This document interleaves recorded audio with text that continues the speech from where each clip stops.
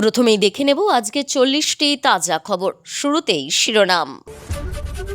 শব্দদূষণ রোধে মসজিদে মাইকে না, ধর্ম করুন বাড়িতে, বললেন শ্রমিক। হাইকোর্টে প্রতিবাদী নওসাদ। বন্ধ ইটভাটায় লুকোনো ছিল টাকার পাহাড়, কে সেই টাকার মালিক? স্থানীয়ের দাবি শুনে কেঁপে উঠল দুর্গাপুর।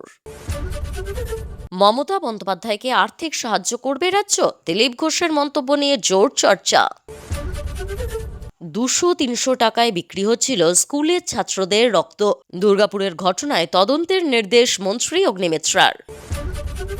মধ্যযুগীয় বর্বরতা মাথা ভাঙায় 50,000 টাকা জরিমানা না দেওয়ায় তৃণমূল নেতার গলায় জুতোর মালা, চুল কামিয়ে ঘোরানো হলো বাজারে। তৃণমূল জামানায় বিজেপি করার অপরাধে থানায় মারধর, তৎকালীন আইসি সহ 5 পুলিশের বিরুদ্ধে অভিযোগ কাঁথিতে। দক্ষিণ কলকাতার বিভিন্ন থানা পরিদর্শনে মুখ্যমন্ত্রী। ওয়ার্ডগঞ্জ ইকবালপুরে রেজিস্ট্রারে চোখ বোলালেন, দেখলেন লকআপও। 140 টাকায় বিক্রি হয়েছে, ট্রোলিং নিয়ে মুখ খুললেন ভাইরাল গার্ল রিয়া। পাশে দাঁড়ালেন রাহুল গান্ধী। ধানের ব্যাপারী ড্রাইভার থেকে কোটি কোটির মালিক।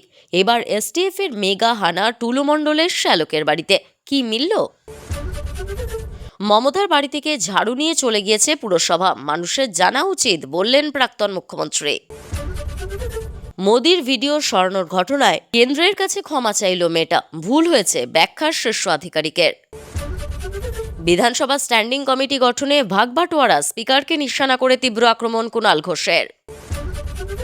গুন্ডা পাঠিয়ে ক্ষমা চাইয়ে বলছে ক্ষমা করেছে, এই রাজনীতি ননসেন্স, প্রতিবাদীদের নিয়ে মোদিকে বিঁধলেন রাহুল। প্রয়োজনে সাংসদের চোখের চিকিৎসার খরচ আমরা দেব, অভিষেকের বিদেশ যাত্রা নিয়ে কটাক্ষ করে বললেন নওসাদ। তোলাবাজির অভিযোগে 22 কর্মীকে সাসপেন্ড করল বিজেপি, কড়া বার্তা রাজ্য নেতৃত্বের। জুলাই আগস্ট আন্দোলন শান্তিপূর্ণ ছাত্র আন্দোলন ছিল না, 2024 সালে ক্ষমতাচ্যুত হওয়ার নেপথ্যের সত্য তুলে ধরলেন শেখ হাসিনা। মুম্বাইয়ে টাটাদের সঙ্গে বৈঠক, রাজ্যে সিঙ্গুর জট কাটাতে শুরু তৎপরতা, কি নিয়ে আলোচনা? গ্রুপ ডি নিয়োগ দুর্নীতি মামলায় নজিরবিহীন রায়, পার্থ চট্টোপাধ্যায়, এসপি সিনহা সহ 24 জনের জামিন। যন্তর মন্তরে আরশোলাদের বিক্ষোভে পেট্রোল বোমা মেরে নাশকতার ষড়যন্ত্র করেছিল পাকিস্তান। আইএসআই সংশ্লিষ্ট একটি সন্ত্রাসী মডিউলের পর্দাফাশ করেছে পাঞ্জাব পুলিশ। 3 লক্ষ দিদিকে লাখপতি করবে পঞ্চায়েত দফতর, সমৃদ্ধ ভারত কর্মসূচিতে বড় ঘোষণা দিলীপের। বালি বোঝাই গাড়ি থেকে তোলাবাজির অভিযোগ, জামুরিয়ায় গ্রেফতার বিজেপি নেতা। ঢাকার ছক ধর্মতলায়, আরশোলার আড়ালে কারা? ইঙ্গিতে ভারতকেই সতর্কবার্তা হাসিনার। 10 লক্ষ উপভোক্তার অ্যাকাউন্টে যাবে 60,000 টাকা।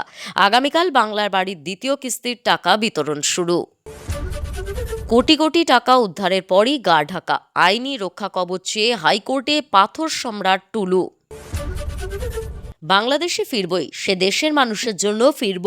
ক্ষমতাচ্যুত হওয়ার 2 বছর পর দিল্লি থেকে ভার্চুয়াল হুঙ্কার শেখ হাসিনার। কে কোথায় চিকিৎসা করবে তার ইচ্ছা, পাশে দাঁড়িয়েও পয়সাওয়ালা খোকাবাবু অভিষেককে বিঁধলেন অধীর। বাতিল 135, সন্দেহের তালিকায় 45,000-এর বেশি। জাতিগত শংসাপত্রে ব্যাপক ছাড়াই বাছাই নবান্নর। ফাঁস পাক চক্রান্ত, পাঞ্জাবে গ্রেফতার 9 জঙ্গির। নেট বিক্ষোভের মধ্যে যন্তর মন্তরে হামলার ছক ছিল। প্রিয় দর্শক, আপনি কোন জেলা থেকে দেখছেন আমাদের খবর তা কমেন্ট করে জানাবেন। ইউটিউব থেকে দেখলে চ্যানেলটি সাবস্ক্রাইব করুন, আর ফেসবুক থেকে দেখলে পেজটি ফলো করুন। আসছি বিস্তারিত খবরে। রাজ্যে প্রায় সব মসজিদ থেকে খুলে ফেলা হতে পারে মাইক। রাজ্য দূষণ নিয়ন্ত্রণ পর্ষদের পুরনো নির্দেশিকা মেনেই এই প্রক্রিয়া ইতিমধ্যেই শুরু হয়েছে রাজ্য জুড়ে। সরকার ও আইনি বিধান অনুযায়ী মসজিদ বা যে কোনো উপাসনালয়ে উচ্চস্বরে মাইক বা লাউডস্পিকার বাজানোয় নিষেধাজ্ঞা জারি করা হয়েছে। এবার সেই নিষেধাজ্ঞা মেনেই একাধিক মসজিদ থেকে মাইক খুলে ফেলা হচ্ছে। আর এরপরেই পুলিশের বিরুদ্ধে গাজোয়ারির অভিযোগ তুলে সরব আইএসএফ ও পশ্চিমবঙ্গ রাজ্য জামিয়াত উলামা। উল্লেখ্য, 1996 সালে কলকাতা হাইকোর্ট এবং পরবর্তীতে সুপ্রিম কোর্ট বিভিন্ন রায়ে জানিয়েছে যে উপাসনালয়ে মাইক ব্যবহার মৌলিক অধিকারের অন্তর্ভুক্ত নয়। শব্দদূষণ রোধ করতে নির্দিষ্ট ডেসিবেলের মাত্রা মেনে চলার নির্দেশ দেওয়া হয়েছে। সুপ্রিম কোর্ট ও হাইকোর্টের শব্দদূষণ নিয়ন্ত্রণ সংক্রান্ত নির্দেশিকা এবং পরিবেশ আইনের বিধি মেনে শব্দের ডেসিবেল সীমা লঙ্ঘন করলে প্রশাসন মাইক ব্যবহারের উপর নিষেধাজ্ঞা আরোপ করতে পারে। নওসাদের সুরে পুলিশকে নিশানা করেছেন প্রাক্তন মন্ত্রী তথা পশ্চিমবঙ্গ রাজ্য জমিয়তে উলামার রাজ্য সভাপতি সিদ্দিকুল্লাহ চৌধুরী। তার অভিযোগ, মসজিদ থেকে মাইক খোলার কথা কোন অধিকারে বলছে পুলিশ? 1996 পয়লা এপ্রিল কলকাতা হাইকোর্ট মাইক নামাতে নির্দেশ দেয়নি, বরং ডেসিবেল বেঁধে দেওয়ার কথা বলা হয়েছিল। সুপ্রিম কোর্টেরও একই নির্দেশ ছিল। আমরা আইনি পদক্ষেপ করব। সাধারণত রাত 10টা থেকে সকাল 6টা পর্যন্ত বা সন্ধ্যা 6টা থেকে সকাল 6টা পর্যন্ত লাউডস্পিকার বা মাইক ব্যবহারের উপর কড়া নিষেধাজ্ঞা বা বিধিনিষেধ থাকে। এ প্রসঙ্গে বিজেপি রাজ্য সভাপতি শ্রমিক ভট্টাচার্য বলেন, মসজিদে নামাজ পড়ুন, মন্দিরে মন্ত্রপাঠ করুন, মাইক বাজানোর কি দরকার? বাড়িতে ধর্ম করুন, কোনো আপত্তি নেই। বীরভূমের বালি ও পাথর ব্যবসায়ী টুলু মণ্ডলের ডেরায় হানা দিয়ে উদ্ধার হয়েছে কোটি টাকার পাহাড়, মিলেছে কেজি কেজি সোনা। বেআইনিভাবে পাথর বালির ব্যবসা করে পাহাড় সমান সম্পত্তি বানিয়েছেন টুলু, তেমনটাই অভিযোগ। এখনো পুলিশের জালে ধরা পড়েনি টুলু। চলছে বীরভূমের একাধিক জায়গায় তল্লাশি। বীরভূম জুড়ে এমন পরিস্থিতির মধ্যে এবার পড়শি জেলা পশ্চিম বর্ধমান থেকে উদ্ধার হলো কাঁড়ি কাঁড়ি টাকা। দুর্গাপুরের একটি ইটভাটা থেকে প্রায় 48 লক্ষ টাকা উদ্ধার হলো। কেন ওই টাকা সেখানে লুকোনো ছিল, বিষয়টি খতিয়ে দেখছে পুলিশ। সূত্রের খবর, টাকার পাহাড় উদ্ধার হয়েছে দুর্গাপুরের গৌড়বাজার এলাকার একটি ইটভাটা থেকে। দীর্ঘদিন ধরেই সেটি বন্ধ ছিল। একটি চুরির ঘটনা তদন্তে নেমে ওই ইটভাটায় হানা দেয় পুলিশ। গোপন সূত্রে পুলিশ খবর পায় ওই চুরির টাকা ইটভাটায় লুকিয়ে রাখা হয়েছে। এরপরেই ওই ইটভাটায় অভিযানে যায় পুলিশ। দীর্ঘ তল্লাশির পর সেখান থেকে অবশেষে বিশাল অঙ্কের টাকা উদ্ধার করে পুলিশ। সব মিলিয়ে প্রায় 48 লক্ষ টাকা উদ্ধার হয়েছে বলে পুলিশ জানিয়েছে। এই বিষয়ে আসানসোল দুর্গাপুর পুলিশ কমিশনার জানিয়েছেন, একটি চুরির ঘটনায় তদন্তে নেমে ইটভাটায় অভিযান চালানো হয়। সেই তদন্তের ভিত্তিতে 48 লক্ষ টাকা উদ্ধার হয়। তদন্ত চলছে। তবে ওই টাকার উৎস কি? কোথা থেকে ওই টাকা এনে লুকিয়ে রাখা হয়েছে? চুরির ঘটনার সঙ্গে ওই টাকার কোনো সম্পর্ক আছে, তা এখনো জানা যায়নি। স্থানীয় সূত্রে জানা গিয়েছে, ওই ইটভাটায় একসময় তৃণমূল নেতাকর্মীদের যাতায়াত ছিল। নির্বাচনের আগেও যাতায়াত ছিল দুর্গাপুর ফরিদপুর ব্লকের তৃণমূলের নেতাদের। তাদের সঙ্গে ওই টাকার সম্পর্ক রয়েছে কিনা এখন সেটাই খতিয়ে দেখছে পুলিশ। টানা 15 বছর রাজ্যের মুখ্যমন্ত্রী ছিলেন। 26-এর বিধানসভা ভোটে পালাবদলের জেরে প্রাক্তন হয়েছেন। এবার সেই মমতা বন্দ্যোপাধ্যায়কে আর্থিক সহায়তা করবে নতুন রাজ্য সরকার। সম্প্রতি রাজ্যের পঞ্চায়েত ও গ্রামোন্নয়ন মন্ত্রী দিলীপ ঘোষের মন্তব্য নিয়ে জোর চর্চা শুরু হয়েছে। সাংবাদিকদের মুখোমুখি হয়ে রাজ্যের প্রাক্তন মুখ্যমন্ত্রীর শারীরিক অবস্থা ও খাদ্যাভ্যাস নিয়ে মন্তব্য করেন রাজ্যের মন্ত্রী। উপহাসের ভঙ্গিতে তিনি বলেন, মমতাকে দেখে মনে হচ্ছে খাওয়া দাওয়া প্রায় ছেড়ে দিয়েছেন। দিলীপের কথায়, রাজ্যের প্রাক্তন মুখ্যমন্ত্রীকে দেখে মনে হচ্ছে উনি খাওয়া দাওয়া প্রায় ছেড়ে দিয়েছেন। একই সঙ্গে বলেন, কোনো আর্থিক অভাব কিংবা সংকটজনিত কারণে যদি এমন পরিস্থিতি তৈরি হয়ে থাকে, তাহলে রাজ্য সরকারের তরফ থেকে তার জন্য প্রয়োজনীয় অর্থ কিংবা আর্থিক সাহায্যের বন্দোবস্ত করা হোক, যাতে উনি ঠিকমতো খাওয়া দাওয়া করতে পারেন। দিলীপের এই মন্তব্য নিয়ে জোর চর্চা শুরু হয়েছে। রাজ্যের প্রাক্তন মুখ্যমন্ত্রীর স্বাস্থ্য ও খাদ্যাভ্যাস নিয়ে রাজ্যের এক দায়িত্বশীল মন্ত্রীর এহেন মন্তব্য নিয়ে সরগরম রাজনৈতিক মহল। বিষয়টি নিয়ে সরব হয়েছে তৃণমূল কংগ্রেস। তাদের তরফ থেকে তীব্র প্রতিবাদ জানিয়ে বলা হয়েছে, একজন প্রাক্তন মুখ্যমন্ত্রীর সম্বন্ধে এই ধরনের মন্তব্য কাম্য নয়। তৃণমূল নেত্রীর দাবি, নিশ্চয়ই সবাই বিজেপির ভয়ে চুপ করে বসে আছে। এর পিছনে নিশ্চয়ই ওদের কোনো খেলা আছে। যদিও এই দাবি উড়িয়ে দিয়েছেন দেশ পাবলিশিংয়ের কর্ণধার সুধাংশু শেখর দে। তিনি বলেন, প্রত্যেক বছর নির্দিষ্ট সময়ে রয়্যালটির টাকা পাঠানো হয়, এবারও অন্যথা হবে না। কোনো রাজনৈতিক চাপে টাকা না দেওয়ার অভিযোগ সঠিক নয়। এই আবহে এবার মমতাকে নিয়ে বড় মন্তব্য করলেন রাজ্যের পঞ্চায়েত ও গ্রামোন্নয়ন মন্ত্রী দিলীপ ঘোষ। ইতিমধ্যেই সেই নিয়ে রাজনৈতিক মহলে জোর চর্চা শুরু হয়েছে। টাকার টোপ দিয়ে স্কুলের নাবালক ছাত্রদের কাছ থেকে রক্ত নেওয়ার এক চাঞ্চল্যকর অভিযোগ সামনে এসছে দুর্গাপুরে। অষ্টম থেকে দশম শ্রেণীর ছাত্রদের হাতে সামান্য 200 থেকে 300 টাকা গুঁজে দিয়ে এবং আধার কার্ডে বয়স বাড়িয়ে 18 বছর দেখিয়ে এই রক্ত সংগ্রহ করা হতো বলে অভিযোগ উঠেছে। এমনকি অন্য বন্ধুদের নিয়ে এলে 100 টাকা কমিশন দেওয়ার প্রলোভনও দেওয়া হতো। দুর্গাপুর স্টিল টাউনশিপের একটি নামকরা স্কুলের প্রধান শিক্ষিকা এবং অভিভাবকদের তৎপরতায় এই চক্রের তথ্য ফাঁস হয়। ঘটনার সূত্রপাত হয় শুক্রবার। স্কুলের প্রধান শিক্ষিকা দেবযানী ঘোষ বলেন, তার স্কুলে কিছু ছাত্র একটি বেসরকারি হাসপাতালে গিয়ে রক্ত দিচ্ছে বলে খবর পান। এরপর শনিবার অভিভাবকদের ডেকে বিষয়টি নিয়ে কথা বললে আসল ঘটনার সামনে আসে। এক ছাত্রের ব্যাগ থেকে হাসপাতাল প্রদত্ত রক্তদানের শংসাপত্র উদ্ধার হয়, যেখানে তার বয়স 18 বছরের বেশি দেখানো ছিল। অভিযোগের তীর দুর্গাপুরের এক নামকরা বেসরকারি হাসপাতালের দিকে। প্রধান শিক্ষিকার প্রশ্ন, এত বড় হাসপাতাল অথচ আধার কার্ডের বয়স যাচাই না করেই কিভাবে রক্ত নিল? যদিও হাসপাতালের মেডিকেল সুপার দেবাশিস ঘোষের দাবি, নথিতে বয়স 18 বছর লেখা ছিল। আধার কার্ড জালিয়াতি করে কেউ বয়স বাড়ালে হাসপাতালের পক্ষ থেকে দাঁত ধরা কঠিন। বিষয়টি সামনে আসতেই আসানসোল, দুর্গাপুর পুলিশ কমিশনারেট এবং জেলা স্বাস্থ্য দফতর তদন্ত শুরু করেছে। জেলা স্বাস্থ্য আধিকারিক মোহাম্মদ ইউনুস এবং পুলিশ প্রশাসন বিষয়টি গুরুত্বের সঙ্গে দেখছে। অন্যদিকে রাজ্য স্বাস্থ্যমন্ত্রী শারদত্ত মুখোপাধ্যায় হুঁশিয়ারি দিয়ে জানিয়েছেন, প্রলোভন দেখিয়ে রক্ত নেওয়ার মতো অপরাধমূলক কাজ বরদাস্ত করা হবে না। উৎসবের মরশুমে কর্মীদের কথা ভেবে সরকার কিছুটা নমনীয় থাকলেও নিয়ম না মানলে বেসরকারি ব্লাড ব্যাংকগুলোর বিরুদ্ধে কঠোর ব্যবস্থা নেওয়া হবে। রাজনৈতিক প্রতিহিংসা যেন মধ্যযুগীয় বর্বরতাকেও হার মানাচ্ছে। 50,000 টাকা জরিমানা দিতে না পারায় তৃণমূল কংগ্রেসের এক প্রাক্তন বুথ সভাপতিকে গলায় জুতোর মালা পরিয়ে মাথার অর্ধেক ন্যাড়া করে কোমরে দড়ি বেঁধে বাজার ঘোরানোর অভিযোগ উঠল বিজেপি কর্মী সমর্থকদের বিরুদ্ধে। অভিযুক্তদের হাতে বিজেপির ঝান্ডাও ছিল। মঙ্গলবার কোচবিহারের মাথাভাঙা এক ব্লকের নয়ারহাট এমনই নক্কারজনক ঘটনার সাক্ষী থাকল। ষাটোর্ধ্ব তৃণমূল কর্মী অতুল চন্দ্র বিশ্বাসকে জুতোর মালা পরিয়ে নয়ারহাটে চাটামপাড়া বাজারে ঘোরানোর ঘটনায় রাজনৈতিক ও সামাজিক মহলে তীব্র নিন্দা ঝড় উঠেছে। এ বিষয়ে বিজেপির শীতলকুচির বিধায়ক সাবিত্রী বর্মনের সঙ্গে যোগাযোগ করা হলে তিনি বলেন, অভিযোগের বিষয়টি সরেজমিনে খতিয়ে দেখার জন্য সংশ্লিষ্ট মণ্ডল সভাপতিকে নির্দেশ দেওয়া হয়েছে। বিজেপির কর্মী সমর্থকদের বিরুদ্ধে বেশ কিছুদিন আগে পার্শ্ববর্তী কেদারহাট বাজারে দিলীপ বর্মন নামে এক তৃণমূল কর্মীকে কোমরে দড়ি বেঁধে মারতে মারতে বাজার ঘোরানোর অভিযোগ উঠেছিল। ওই ঘটনার ভিডিও ভাইরাল হওয়ার পর চারদিকে নিন্দার ঝড় ওঠে। বিষয়টি নিয়ে রাজ্য রাজনীতিতেও তোলপাড় হয়। কিন্তু সেই শিক্ষা বিজেপির লোকজন যে আদৌ নেননি, নয়ারহাটের ঘটনা তা ফের দেখালো। রাজনৈতিক পরিচয় যাই হোক, 64 বছরের এক প্রবীণকে জুতোর মালা পরিয়ে মাথার অর্ধেক কামিয়ে কোমরে দড়ি বেঁধে প্রকাশ্যে বাজার ঘোরানোর ঘটনায় তার সামাজিক সম্মান ধুলায় মিশেছে বলেই অনেকে মনে করছেন।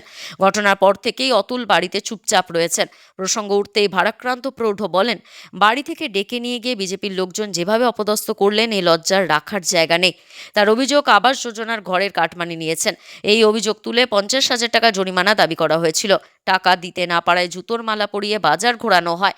যদিও বিজেপি নেতৃত্বের দাবি, হঠাৎ বিজেপির কেউ এ কাজ করতে পারে। ঘটনার পর বিজেপি নেতা বিপিন বর্মন অতুলের সঙ্গে সৌজন্য সাক্ষাৎ করতে বাড়িতে যান। ঘটনার নিন্দা করে বিপিন বলেন, দলের ঝান্ডা ব্যবহার করে হঠাৎ বিজেপির লোকজনই এ কাজ করেছে। এতে মানুষের মধ্যে ভুল বার্তা গিয়েছে। বিজেপির কোচবিহার জেলা কমিটির সদস্য আশুতোষ সরকার বলেন, ভোটের ফল বেরোনোর পর বিজেপিতে কিছু বেনো জল ঢুকেছে, তারাই এ ধরনের অমানবিক কাজ করেছে। দলের কেউ জড়িত থাকার প্রমাণ মিললে বহিষ্কার করা হবে বলে তিনি হুঁশিয়ারি দিয়েছেন। সংশ্লিষ্ট মণ্ডল সভাপতি লক্ষ্মীকান্ত বর্মনও বিষয়টি দ্রুত খতিয়ে দেখার আশ্বাস দিয়েছেন। কাঁথিতে বিজেপি করার অপরাধে মারধর ব্যক্তিকে, ভাঙচুর করা হলো দোকান, এমনকি প্রাণনাশের হুমকি দেওয়া হয়েছে। এর জেরে 6 জন তৎকালীন পুলিশ অফিসার সহ এক উচ্চ আধিকারিকের বিরুদ্ধে অভিযোগ দায়ের হলো কাঁথি থানায়। জানা যাচ্ছে, গত মাসের 25 তারিখ কাঁথির এক বিজেপি কর্মী রঞ্জন দাস এই অভিযোগ করেন। সেই অভিযোগের ভিত্তিতে কাঁথি থানায় একটি মামলা রুজু হয়। ভারতীয় ন্যায় সংহিতা অনুযায়ী ধারা 153(a), 307, 323, 325, 34, 341, 379, 427 ও 506 এর মতো গুরুতর ধারাও সামিল হয়েছে। অভিযুক্তের তালিকায় রয়েছেন অমলেন্দু বিশ্বাস, প্রাক্তন আইসি, এসআই পার্থ প্রতিম মাইতি, এসআই এনামুর রহমান, পিএসআই সৌমেন মণ্ডল, পিএসআই গৌরব মিত্র ও এম হাসান, অতিরিক্ত পুলিশ সুপার, হেডকোয়ার্টার তৎকালীন। অভিযোগকারী রঞ্জন দাস বিজেপি যুব মোর্চার সম্পাদক। তিনি বলেন, আইনের প্রতি ভরসা রেখেই আইনের দ্বারস্থ হয়েছি, আশা করি বিচার পাব। পুলিশ সূত্রে খবর, সমগ্র ঘটনা তদন্তের সুপারভিশন করছেন কাঁথি মহকুমা পুলিশ আধিকারিক সুনয়ন বাসু ও আইসি মনোজ ঝা আর তদন্তকারী আধিকারিক বুদ্ধদেব মাল। ইতিমধ্যে ঘটনা নিয়ে প্রাক্তন কাঁথি থানার আইসি অমলেন্দু বিশ্বাস ও তৎকালীন জেলার অতিরিক্ত পুলিশ সুপার এম হাসানকে ডেকে জিজ্ঞাসাবাদ করা হয় বলে জানা গিয়েছে। দুপুরে পিডব্লিউডি তাঁবুতে ছিলেন মুখ্যমন্ত্রী। সেখান থেকে চিনার পার্কে বাসভবনে যাওয়ার কথা ছিল তার, কিন্তু পিডব্লিউডি তাঁবু থেকে বেরিয়ে তার গাড়ি চলে যায় দক্ষিণ কলকাতার রাস্তায়। প্রথমে ওয়ার্ডগঞ্জ, তারপরে ইকবালপুর থানায় যান মুখ্যমন্ত্রী। আচমকা কলকাতার বিভিন্ন থানা পরিদর্শনে বার হলেন মুখ্যমন্ত্রী তথা রাজ্যের পুলিশ মন্ত্রী শুভেন্দু অধিকারী। বুধবার দুপুরে ভবানীপুর এবং কলকাতা বন্দর এলাকায় ওয়ার্ডগঞ্জ এবং ইকবালপুর থানায় উপস্থিত হয়েছিলেন তিনি। খতিয়ে দেখেন পরিকাঠামো ব্যবস্থা থেকে লক আপের ব্যবস্থা। ওয়াটগঞ্জ থানাতেই ভবানীপুর বিধানসভার মধ্যে পড়ে, অর্থাৎ মুখ্যমন্ত্রীর নিজের বিধানসভা এলাকা। সেখানকার পুলিশ প্রশাসনের সুবিধা অসুবিধা খতিয়ে দেখেন পুলিশমন্ত্রী। ওয়াটগঞ্জ থানায় একটি চেয়ারে বসে বিভিন্ন অভিযোগপত্র দেখতে শুরু করেন মুখ্যমন্ত্রী। কোন মামলায় কী পদক্ষেপ করা হলো কর্তব্যরত পুলিশ আধিকারিকের কাছে জানতে চান। রেজিস্ট্রারে চোখ বোলাতে বোলাতে তাকে বলতে শোনা যায়, আপনাদের তো অ্যাকশন টেকেন করতে হবে, শুধু অভিযোগ। ফাইলে পৃষ্ঠা উল্টাতে থাকেন মুখ্যমন্ত্রী। তারপর মহিলা সহায়তা ডেস্কের অবস্থা খতিয়ে দেখেন রেজিস্ট্রার। ডিউটি অফিসারদের সঙ্গে কথা বলতে বলতে সিঁড়ি ভেঙে উপরের তলায় ওঠেন। লকআপের সামনে দাঁড়িয়ে ভিতরের পরিস্থিতি দেখে বেরিয়ে আসেন। ওয়াটগঞ্জ থেকে মুখ্যমন্ত্রী চলে যান ইকবালপুর থানায়। সেখানেও একইভাবে খোঁজ নেন, খতিয়ে দেখেন থানার পরিকাঠামো, বিভিন্ন অভিযোগে কী পদক্ষেপ করা হয়েছে ইত্যাদি। পুলিশ আধিকারিকদের সঙ্গে কথা বলে বেরিয়ে পড়েন। তারপর আলিপুর পুলিশ লাইন্সে থাকাকালীন বড়বাজারে আগুন লাগার একটি ঘটনা কানে আসে মুখ্যমন্ত্রীর। সেখানে বসে খোঁজ নেন তিনি। পুলিশের একটি সূত্রে খবর, পিডব্লিউডি তাঁবুতে ছিলেন মুখ্যমন্ত্রী। সেখান থেকে চিনার পার্কে বাসভবনে যাওয়ার কথা ছিল তার, কিন্তু পিডব্লিউডি তাঁবু থেকে বেরিয়ে তার গাড়ি চলে যায় দক্ষিণ কলকাতার রাস্তায়। প্রথমে ওয়াটগঞ্জ, তারপর ইকবালপুর থানায় যান মুখ্যমন্ত্রী হওয়ার পর প্রত্যেক থানায় মহিলা সহায়তা কেন্দ্র করার কথা ঘোষণা করেছিলেন শুভেন্দু। তার বাস্তবায়ন কতটা হয়েছে তা সরেজমিনে খতিয়ে দেখা শুরু করেন তিনি। প্রশাসন সূত্রে খবর, আগামী দিনেও বিভিন্ন থানায় সারপ্রাইজ ভিজিট করতে পারেন মুখ্যমন্ত্রী। নিট প্রশ্নভাষ্যের প্রতিবাদে মুম্বাইয়ের ছাত্র আন্দোলনের সময় পুলিশের গাড়ির সামনে একা দাঁড়িয়ে আটক হওয়া পড়ুয়াদের ছাড়িয়েছিলেন পেশায় মডেল 27 বছরের রিয়া আহের। সেই একটি ভিডিও সোশ্যাল মিডিয়ায় ভাইরাল হতেই রাতারাতি দেশ জুড়ে পরিচিতি পান তিনি। কিন্তু এই নাম ডাকের পরেই নেমে এসেছে চরম বিভীষিকা। ওই ঘটনার পর থেকেই তাকে প্রতিনিয়ত অনলাইন হেনস্থা ও কুরুচিকর আক্রমণের শিকার হতে হচ্ছে বলে অভিযোগ তুলেছেন রিয়া। বুধবার কংগ্রেস নেতা রাহুল গান্ধীকে পাশে নিয়ে এক সাংবাদিক সম্মেলনে নিজের সেই অভিজ্ঞতার কথা তুলে ধরে ক্ষোভ উগরে দেন এই তরুণী। সাংবাদিক সম্মেলনে সংবাদ মাধ্যমের উদ্দেশ্যে রিয়ার বার্তা, আমাকে কেবল একটি ভাইরাল হওয়া মেয়ে হিসেবে দেখবেন না। আমি সেই মেয়ে যে অবৈধভাবে 20 জন ছাত্রকে আটকে রাখা থেকে পুলিশকে রুখে দিয়েছিল। দয়া করে আপনাদের দেখা দৃষ্টিভঙ্গি বদলান। সোশ্যাল মিডিয়ায় তাকে নিয়ে চলা কুরুচিকর প্রচারের তীব্র বিরোধিতা করেন এই মডেল। রিয়ার দাবি, এটাকে নিছক ট্রোলিং বলা ভুল, কারণ যা ঘটেছে তা অপরাধ। তিনি অভিযোগ জানান, এমনকি রাজনৈতিক দলের কর্মীরাও সোশ্যাল মিডিয়ায় তার বিরুদ্ধে আপত্তিকর মন্তব্য ছড়িয়ে দিচ্ছেন। তিনি বলেন, আমাকে নিয়ে কথা বলা হচ্ছে আমি নাকি 140 টাকায় শরীর বিক্রি করেছি। ভেবে দেখুন কিছু মানুষের মানসিকতা কতটা বিষাক্ত হলে এ ধরনের মন্তব্য করতে পারে। এদিনের সংবাদ সম্মেলনে রিয়ার পাশে দাঁড়িয়ে সুর চড়ান বিরোধী দলনেতা রাহুল গান্ধীও। তিনি অভিযোগ করেন, শিক্ষা ব্যবস্থা সংস্কার ও প্রশ্নভাষের বিরুদ্ধে মুখ খোলায় ছাত্রদের উপর অত্যাচার চালাচ্ছে কেন্দ্র। আন্দোলনকারীদের বাড়িতে লোক পাঠিয়ে হুমকি দেওয়া হচ্ছে বলেও তিনি তোপ দাগেন। বীরভূমে অবৈধ পাথর ব্যবসা ও বেআইনি কারবারের বিরুদ্ধে ফের বড়সড় তৎপরতা শুরু করল রাজ্য পুলিশের স্পেশাল টাস্ক ফোর্স। সম্প্রতি বীরভূমের বিতর্কিত পাথর সম্রাট হিসেবে পরিচিত মোহাম্মদ নিজামুদ্দিন ওরফে টুলু মণ্ডলের ডেরায় দফায় দফায় তল্লাশি চালিয়ে জেলা পুলিশ শুধু তল্লাশি চালানো নয়, পাশাপাশি 200 কোটির বেশি গুপ্তধন উদ্ধার হয়েছে। সেই ঘটনার রেশ কাটতে না কাটতেই এবার তার শ্যালক মোহাম্মদ শামসুল আলম ওরফে মিন্টু শেখের বাড়িতে অভিযান চালান এসটিএফ। বুধবার সকাল 9:30 নাগাদ এসটিএফের একটি বিশেষ তদন্তকারী দল পাড়ুই থানা এলাকায় ওই বাড়িতে পৌঁছায় এবং তল্লাশি অভিযান শুরু করে। তবে সূত্রের খবর, অভিযান চলাকালীন মিন্টু শেখ বাড়িতে নেই। তদন্তকারী আধিকারিকেরা বাড়ির বিভিন্ন নথি ও সামগ্রী খতিয়ে দেখছেন বলে জানা যাচ্ছে। যদিও এই হানাদারি নিয়ে তদন্তকারী সংস্থার তরফে আনুষ্ঠানিকভাবে এখনো পর্যন্ত নির্দিষ্ট কোনো কারণ দর্শানো হয়নি। স্থানীয় সূত্রে জানা গিয়েছে, জামাইবাবু টুলু মণ্ডলের মতোই মিন্টু শেখের আর্থিক উত্থান রীতিমতো চমকপ্রদ। 2011-12 সাল নাগাদ মিন্টু শেখেরা পার্শ্ববর্তী তালিপুর গ্রাম ছেড়ে পাড়ুইয়ে এসে বসবাস শুরু করেন। সেই সময় তাদের আর্থিক অবস্থা বেশ সাধারণ ছিল। পরিবারের 2 ভাইয়ের মধ্যে একজন ধান কেনাবেচার কারবার করতেন এবং অপরজন ছিলেন পেশায় গাড়ি চালক। পরবর্তীকালে টুলু মণ্ডলের হাত ধরে পাথরের কারবার ও ক্র্যাশার ব্যবসায় নামার পর থেকেই তাদের ভাগ্যের চাকা দ্রুত ঘুরতে শুরু করে। অতি অল্প সময়ের মধ্যেই বিশাল সাম্রাজ্য গড়ে তোলেন তারা। বর্তমানে তাদের 30 থেকে 40টি ডাম্পার এবং সুবিশাল পাথরের স্টক রয়েছে বলে জানা যাচ্ছে। স্থানীয়দের দাবি, এই ডাম্পারগুলির অধিকাংশের গায়েই বড় অক্ষরে এমএসপি লেখা থাকে, যার পূর্ণরূপ মন্ডল স্টোন প্রোডাকশন। অভিযোগ, গাড়িতে এই নাম লেখা থাকলে পরিবহন ও পাথর সরবরাহের ক্ষেত্রে বিশেষ প্রভাব ও বাড়তি সুবিধা পাওয়া যেত। আজ সকালে এসটিএফের এই আচমকা অভিযানে সমগ্র পাড়ুই ও সংলগ্ন এলাকায় প্রবল চাঞ্চল্য ছড়িয়েছে। মিন্টু শেখের অনুপস্থিতিতে তার পরিবারের সদস্যদের জিজ্ঞাসাবাদ করা হচ্ছে বলে খবর। যদিও টুলু মণ্ডলের আত্মীয় নজরুল ইসলাম দাবি করেছেন, কিছু মেলেনি তল্লাশিতে। আজকের গুরুত্বপূর্ণ ঘটনাগুলি এখানেই শেষ। পরবর্তী আপডেটের জন্য সঙ্গে থাকুন এবং সঠিক তথ্য পেতে অপেক্ষা করুন। ধন্যবাদ।